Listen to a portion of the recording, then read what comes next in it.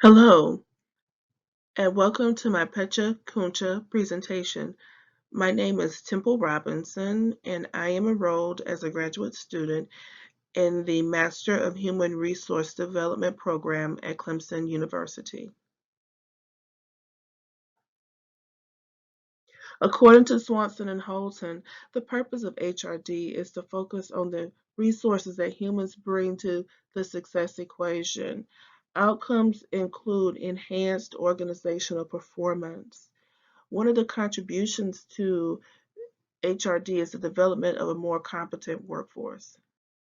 According to Smith, HRD is the process of determining the optimal methods of developing and improving the human resources of an organization and the systematic improvement of the performance and productivity of employees through training, education, and development and leadership for the mutual attainment of organizational and personal goals.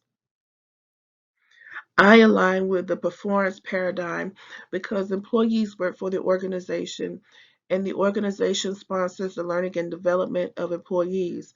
So, due to these realities, the employer will want quality performance through the investment of their human assets. People are humans that bring their own talents and abilities to organizations, and they're also considered the greatest asset to companies. Through the investment and development of humans, companies will prosper in multiple areas, including job satisfaction, fulfillment, and production. People are not considered human resources. People have talents and skills, but most of all, they have worth. HRD practitioners need to value the worth that people bring to work and not view them as human resources that are there to mainly help them reach organizational goals. What is the role of people in organizations? As shared earlier, people are considered assets and a potential investment by organizations. Therefore, their role is to accomplish specific tasks to assist the organization in reaching their overall organizational performance.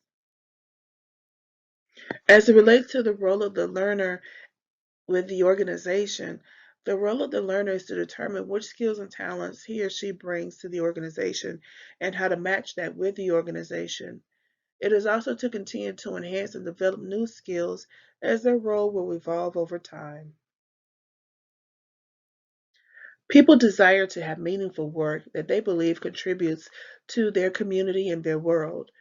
And HRD has a role in creating a culture and learning system that facilitates the constant development of that individual into the fully developed individual that that person seeks to become.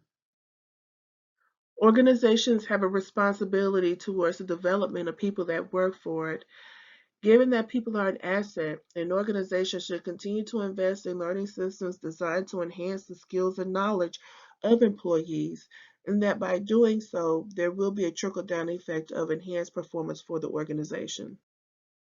Organizations should allow individuals the opportunity within the learning system to have some level of control over their learning environment and provide various opportunities so an employee can implement their learnings so that they can continue to improve on the organizational performance. Organizations should seek to improve the skills and abilities of individuals through a learning system. If the organization sponsors activities that do not meet any organizational goal, then the company may not benefit from the benefits that are afforded through HRD interventions. The function of HRD is to enhance organizational performance through filling any learning gaps for individuals or organizations.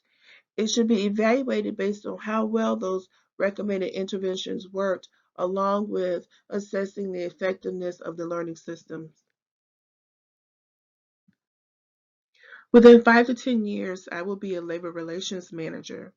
This role requires management to work closely with unions to confirm that the collective bargaining agreement is being implemented correctly, to hear any grievances, and to meet regularly with labor to discuss issues in the workplace and explore possible solutions. Labor relations fits into HRD because labor relations consultants are in a position where they're able to track changes and employee performance and behaviors and can create interventions to address those particular needs. In my position as HR manager, my role is to meet with labor as a member of management to discuss employees' experiences within the workplace. We will also negotiate solutions to issues that need to be addressed and seek to implement changes that will positively affect employees' work experience, performance, and behavior. As a labor relations manager, I will need strong communication, critical thinking, and advocacy skills.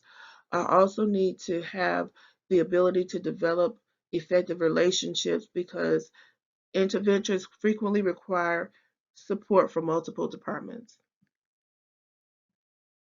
HRD theories connect to my career goals because it is committed to the success of both individuals and organizations. It also allows you to see the company from a big picture perspective. Therefore, learning how to develop systems that benefit both the individual and the organization are of interest to me. HRD values are separate and also interrelated. Finding the room to integrate each of the HRD values creates the opportunity to comprehensively diagnose an organization and create successful interventions.